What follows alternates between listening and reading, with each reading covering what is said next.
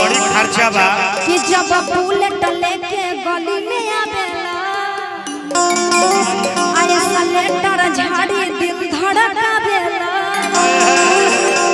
आ देखी देखी नियत जाला बिगड़ी हो राजा ब्लैक तहर दाढ़ी हो अलेला कर जवान काढ़ी हो राजा ब्लैक तहर दाढ़ी हो लेला कर जवान काढ़ी हो राजा ब्लैक तहर दाढ़ी हो लेला कर जवान काढ़ी हो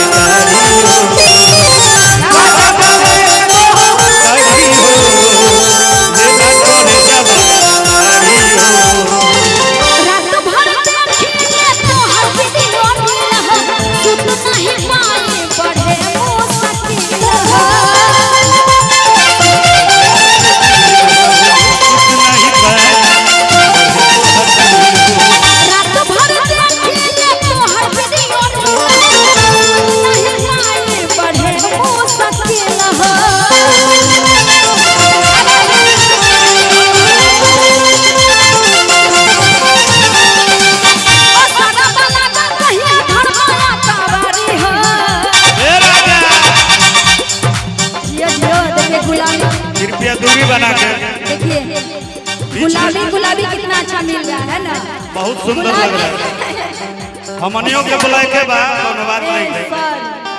ए भाई। इधर देखिए गुलाबी गुलाबी मिल रहा है, उधर काला काला मिल रहा है ना। अरे या सारा लागल कहीं धरमाया का बारी हो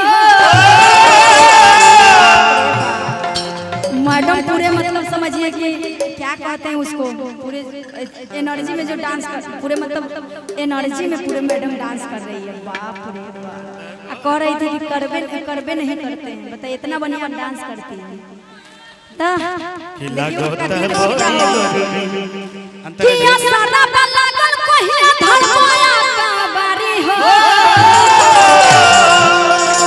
राजा ब्लैक का हर दाढ़ी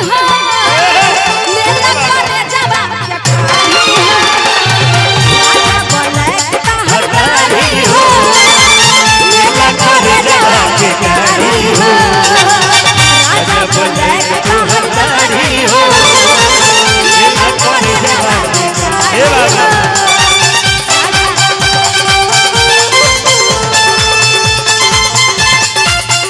सुनी लागता बड़ी गर्मी तू कूल करो बना से उठाइल कबूल करो क्या बात है लागता गर्मी तू कूल करो बना से उठाइल कबूल करो हट जनी सटी जा तू सीना से हट जनी सटी जा तू सीना से भर जाता धोनी